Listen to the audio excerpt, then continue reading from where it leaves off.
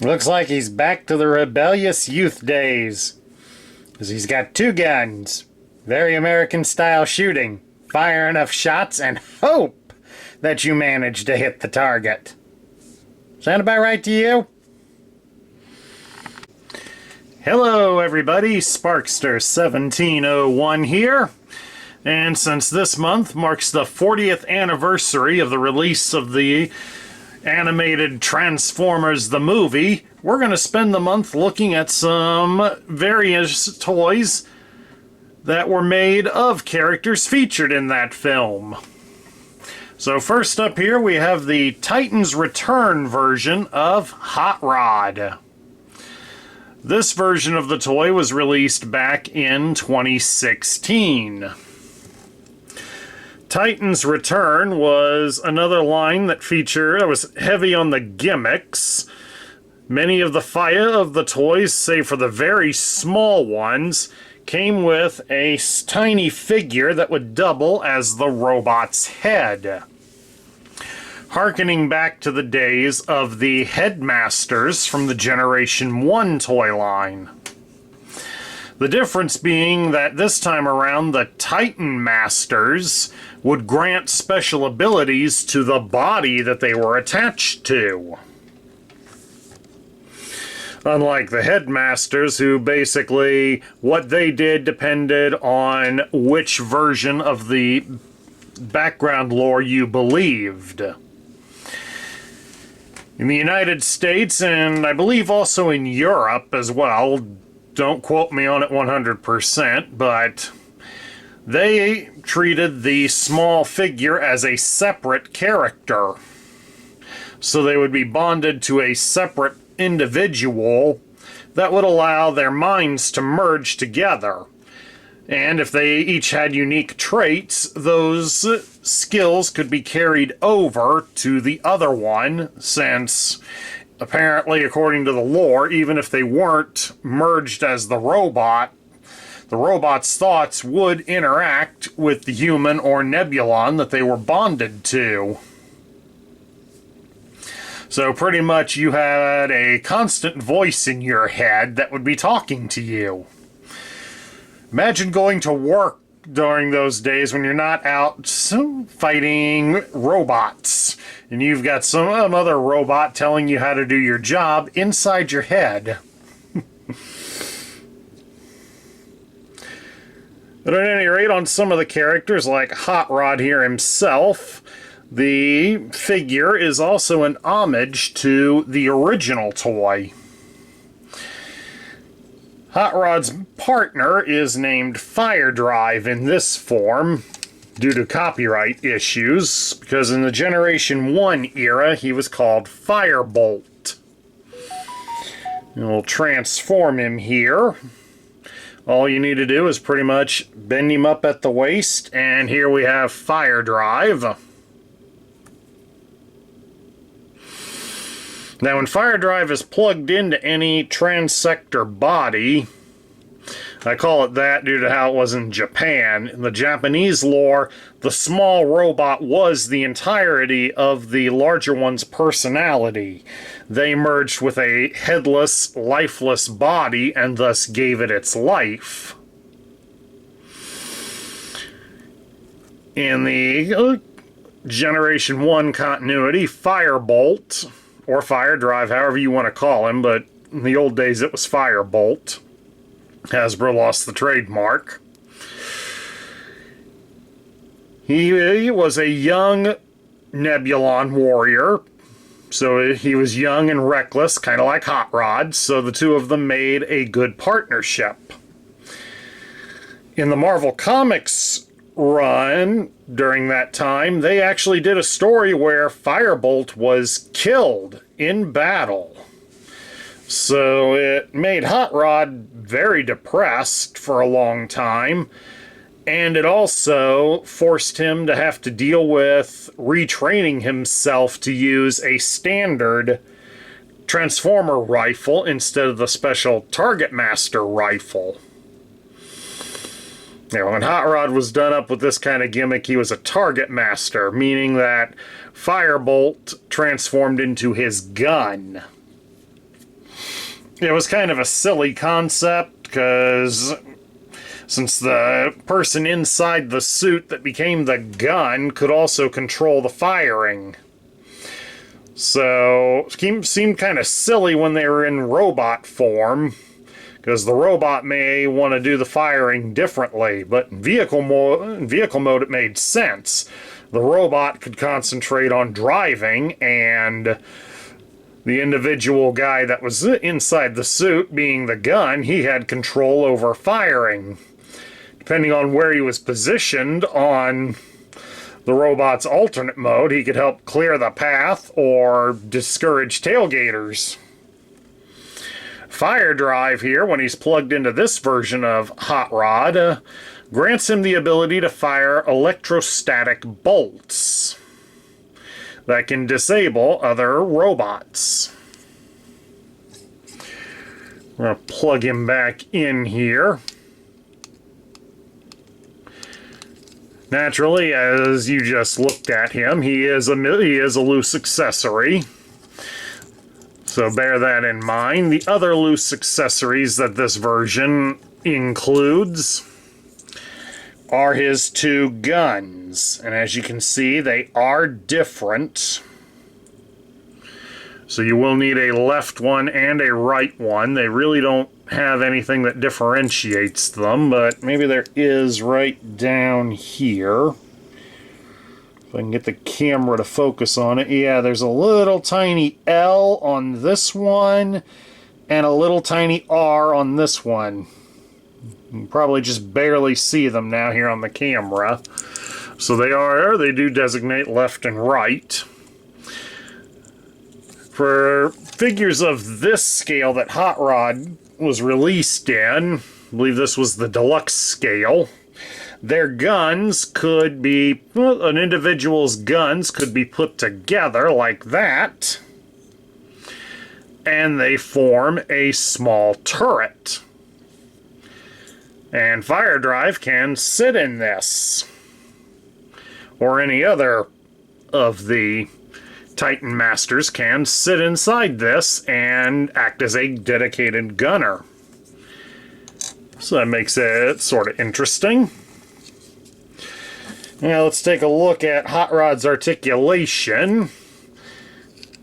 Due to the way Fire Drive's head is connected in here, it does give Hot Rod some head articulation, so he can rock his head from side to side.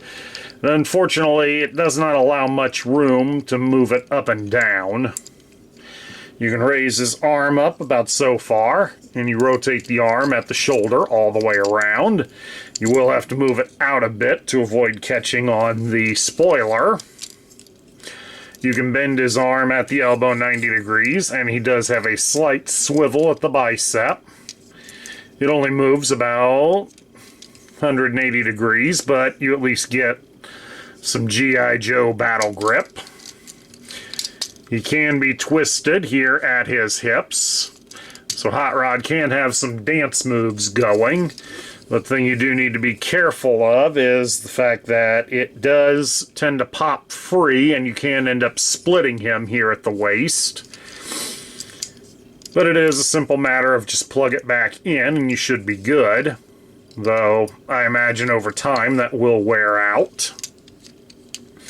You can spread his legs apart into a full splits. He does have a thigh cut. You can raise his leg at the hip 90 degrees, and you can bend him at the knee 90 degrees. So all in all, Hot Rod here has typically standard articulation. Okay, for transforming purposes, we need to remove the head, so Fire Drive comes off. Transforming Fire Drive, like we said earlier, you just bend him up at the hips and the knees, and there you go. Articulation-wise, Fire Drive does have a turnable head. You can turn it from side to side. There is a small amount of wiggle room, so it can be moved up and down, but it's very small. You can only move his arms out to the side about that far, so they don't really go very far. And you can raise the arms up at the shoulder, so they only move about 45 degrees. You can move his legs at the hips, but since they're pretty much molded together, so you can move both legs like so. But he has double jointed knees, so he can bend them like that. And with a little more effort, they can be bent in the normal way. They're not necessarily intended to, but there are some seats that would allow you to do that. But at any rate, let's get back to transforming Hot Rod here. Start here at his torso. And yes, there's only one way to transform him. Kind of a joke to the animated film, because every time Hot Rod transforms, it's in a different way. Don't believe me? Watch it.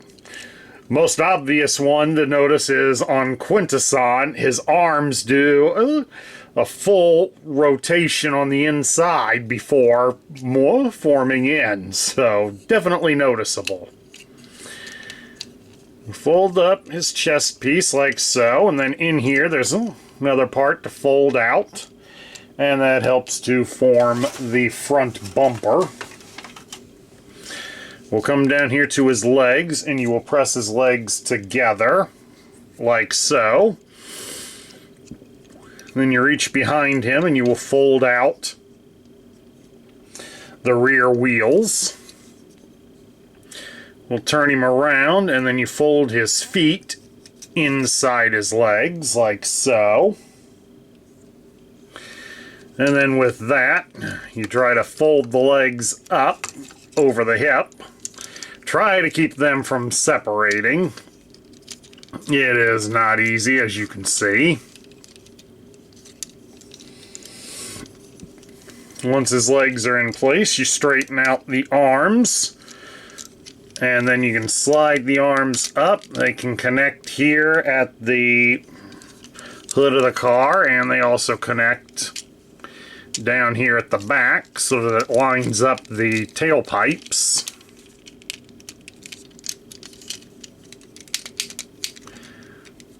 May have to wiggle the arms a little bit to get them in. Does take a little effort, not too terribly much. Oh yeah, there's a reason why we're doing this wrong. We forgot a step. Legs and hips and such need to be turned around. It's pretty much after we connect them, fold them in, turn them over, then fold up. No wonder we was doing things wrong. Now we try it again. Yeah, that's better. Oh yeah. Also fold his hands in. Fold the hands in so the hands don't get in the way. There we go. Now that we got him right, I hope, we raise up the section with the spoiler, turn it around, and then fold it down, and it should snap into place. And then there we have it. Hot Rod transforms into a stylized version of his 1986 counterpart.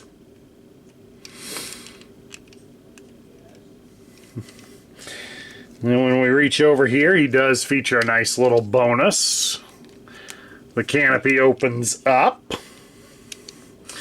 and there is open cockpit that we can drop fire drive in. Nice thing is that there is a little post, there's a little hole for the post on the back of his legs to go into. You just make sure his arms are raised up like that, and then he can simulate driving. And then we can attach the guns right here in this hole by the front wheels.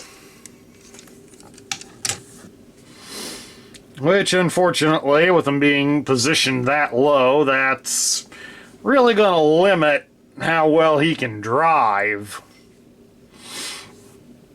Plus, let's face it, if his guns are that low, they're going to get loaded with debris and then they won't work right. But we do have another option. Let's get the guns removed. For this, we're also going to take fire drive out of the car. Like we'd showed earlier. You merge the guns together. And then these two posts here at the bottom line up perfectly with the holes on the engine. And then we can just place fire drive in there. And he can operate it as a turret gun. The only problem is that on this, since he's using a couple of rectangular pins to hold him in, the guns are fixed in the forward position. But then again, Hot Rod is a rather wild driver, so a little coordination between the two of them and they should hopefully hit the target. Though I'm guessing it's going to take a lot of blaster shots to do it. At any rate, we get down to my thoughts. What do I think of the Titan Return Hot Rod? Well, it is an interesting toy, I will give it that. About as simple as the original Generation 1 version. Although the original one had a little more effort into it, and felt like a heftier toy due to the fact it was made at the time when there was still a probability of getting metal parts and rubber tires. This one, not a chance of that. But all in all, it is still a relatively decent version of Hot Rod. May not be for everybody, but it's still a pretty good version of the classic character. And that's my review of the Titan's Return version of Hot Rod and his partner Fire Drive. I hope you all enjoyed it. Please do remember that if you love the content we feature on this channel, Larry and I would appreciate some likes, shares, comments, and subscriptions. This is Sparkster1701 saying I'll catch you all later.